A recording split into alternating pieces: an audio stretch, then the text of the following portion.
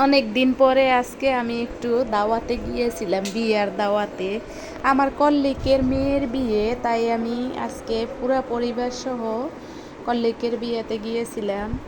যদিও আমার পুরা পরিবার আপনাদেরকে দেখাইতে পারবো না, তার কারণ আমার পুরা পরিবার আসতে চায় না। কন্যা এসেছে, তাই কন্যার ভিডিও ক্লিপ নিলাম।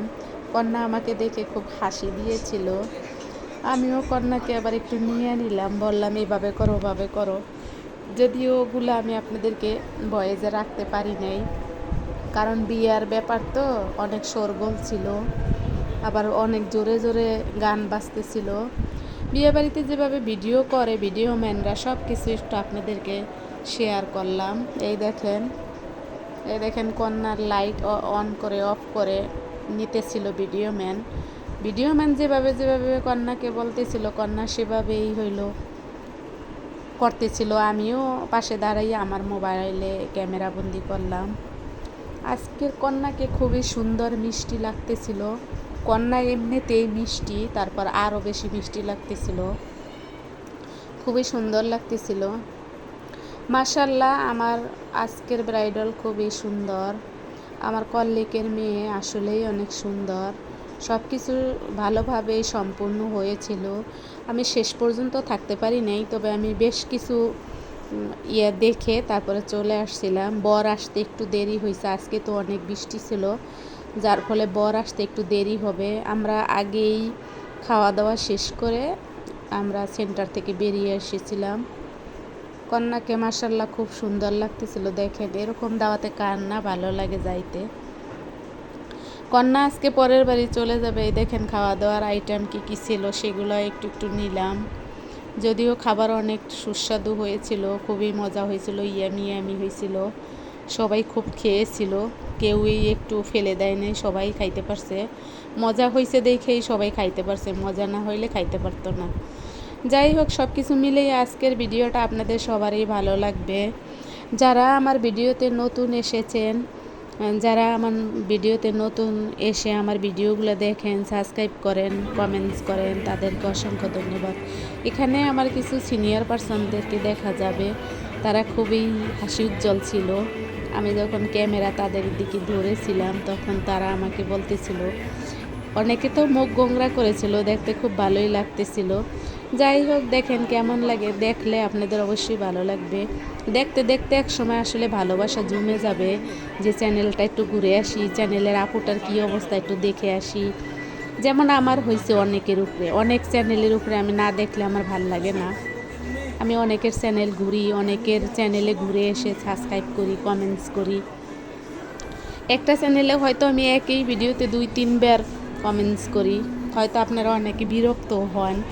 আমি জানি না বিরক্ত হন কি না, তবে আমার খুব ভালো লাগে আপনাদের চ্যানেলে ঢুকে ঢুকে কমেন্টস করতে এবং কথা বলা, কথা কিছু লিখে দিয়ে আসা, এগুলো আমার খুব পছন্দ।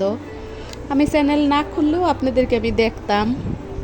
দেখেন সবাই খুব হাসতেছিল, আমি ভিডিও করতেছিলাম। এরা সবই আমাদের কলিগ, একজন একজনের পাশে করতেছিল। এখানে যাদেরকে দেখা যাবে এরা আমার সবাই অফিস কলিগ। এই দেখেন এখানে পুরা টেবিলে যারা ছিল এরা বেশিরভাগই আমাদের অফিস কলিগ। এই যে যে খুব সাজু গুজু করা, যে ওর নাম হলো রানী, ও খুবই ফেমাস, সবার প্রিয়।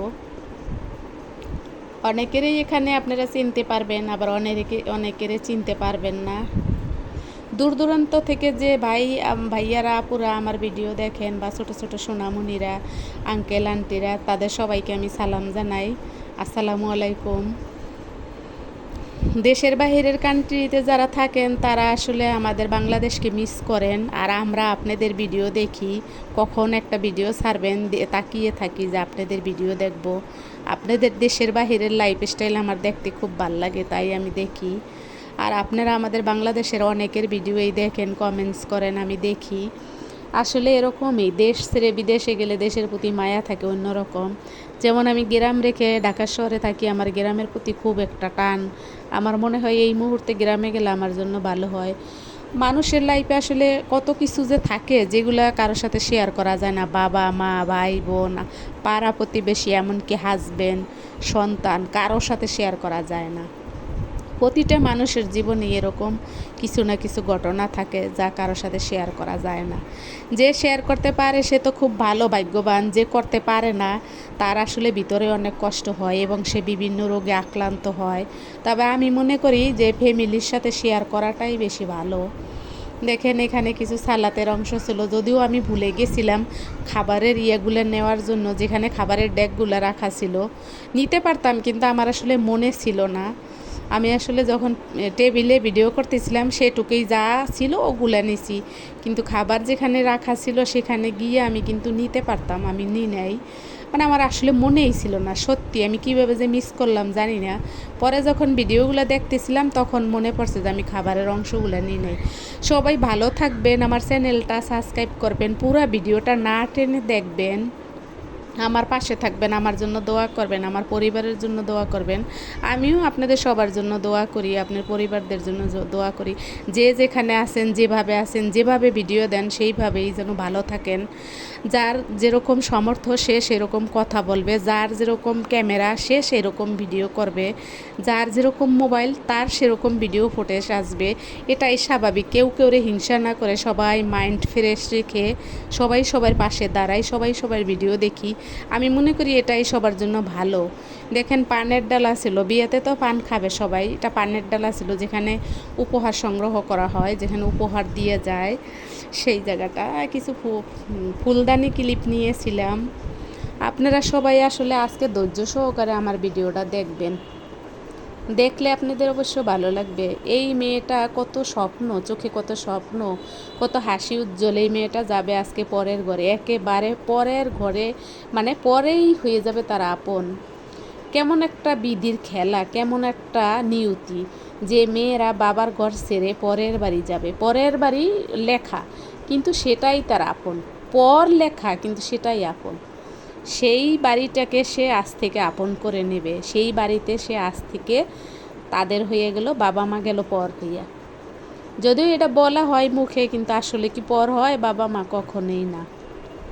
দেখেন মেয়েটা আজকে সত্যি তার শ্বশুর বাড়ি যাবে, নতুন শ্বশুর বাড়ি, স্বামী, সংসার, শ্বশুর শাশুড়ি, দেওর, বাগার, ননদ, কত মানুষ, সবাইকে সে আপন করে নেবে। একটা মেয়ে আসলে কত কিছু পারে, কীভাবে সহ্য করে, যেমন আমারও সহ্য করা লাগছে। প্রত্যেকটা মেয়েরই কিন্তু এই দিনগুলা আসে, প্রত্যেক মেয়ের জীবনে এই দিনগুলো আসে। দেখেন মাছগুলা কীরকম খাওয়ার জন্য করতেছিল, কাতরাইতেছিল, মনে হয়েছিল সমুদ্রের সৈকতে ভাসছে। প্রত্যেক মেয়ের এই শ্বশুরবাড়ি যাইতে হবে, পরকে আপন করতে হবে। প্রত্যেক মেয়ের জীবনে এই দিনটা আসবে, সবাই এই দিনটার জন্য অপেক্ষা করে। যত পৃথিবীতে যত ফিমেল আছে সবাই এই দিনটার জন্যই অপেক্ষা করে। আর এই দিনটা অবশেষে এই মেয়েটার জীবনে চলে এসেছে। এই দেখেন আমি একটু আগে গিয়েছিলাম, তাই আমি মঞ্চটা একেবারেই ফ্রি পেয়েছিলাম। মঞ্চটা একটু ভিডিও ক্লিপ নিয়ে নিলাম মানুষজন আসার আগেই। আরও অনেক কিছু নিতে পারতাম, কিন্তু আমি কেন যে মিস করছি জানি না। মানে আমি শরীরটা তো একটু খারাপ থাকে, এই কারণে অনেক কিছুই ইচ্ছাও করে না। তবে চ্যানেলে একটু দিতে হবে ভিডিও, তাই একটু ভিডিও করি, এই আর কি। আপনারা আসলে দেখেন, আমার মতন উপলব্ধি করেন একটা মেয়ের যখন নতুন বিয়ে হয় তার চোখে কত রঙিন স্বপ্ন থাকে। শ্বশুর বাড়ি যাবে, নিজের মতন করে স্বপ্ন সাজাবে, নিজের মতন করে শ্বশুর শাশুড়ির সেবা করবে, দেওর ননদ বাগার সবার সেবা করবে, পাড়া প্রতিবেশীর সাথে ভালো ব্যবহার করবে, থাকবে, মিশে থাকবে, সবাইকে আপন করে নেবে। একটা মেয়ে শ্বশুরবাড়ি যে যখন যায় সত্যি সত্যি মনটা একদম ফ্রেশ নিয়ে যায়। তারপরে হয়তো পরবর্তী জীবনে অনেক কিছুই আসে, অনেক ঝামেলা আসে, অনেক কিছু সহ্য করে, ঝড় ঝাপটা সহ্য করে সামনের দিকে এগিয়ে যায়। তারপর সে মা হয়, তারপর সে শাশুড়ি হয়। এর তো জীবন, মেয়েদের জীবন আসলে কীরকম। দেখেন এই টেবিলেই আমরা বসেছিলাম, এখানেই আমরা গিয়ে বসেছিলাম, এই টেবিল থেকেই আমরা আবার উঠে চলে এসেছি। এই তো, আর কিছু না। দেখতে থাকেন কেমন লাগে। ভিডিও ম্যানরাও খুব ভিডিও নিতেছিল। আসলে এখন তো ডিজিটাল, সব কিছু ডিজিটাল, সবাই এই বিয়ে শাদিতে এরকমই হয়। ওরাও ভিডিও নিতেছিল ওদের পার্সোনাল মোবাইলে। সব কিছু মিলেই আজকে আমার আসলে ভালোই লাগলো। কলিগ আসলে মাশাআল্লাহ অনেক ভালোভাবেই করছে অনুষ্ঠানটা, খুবই সুন্দর হয়েছে। আমার তো ভালো লাগছে।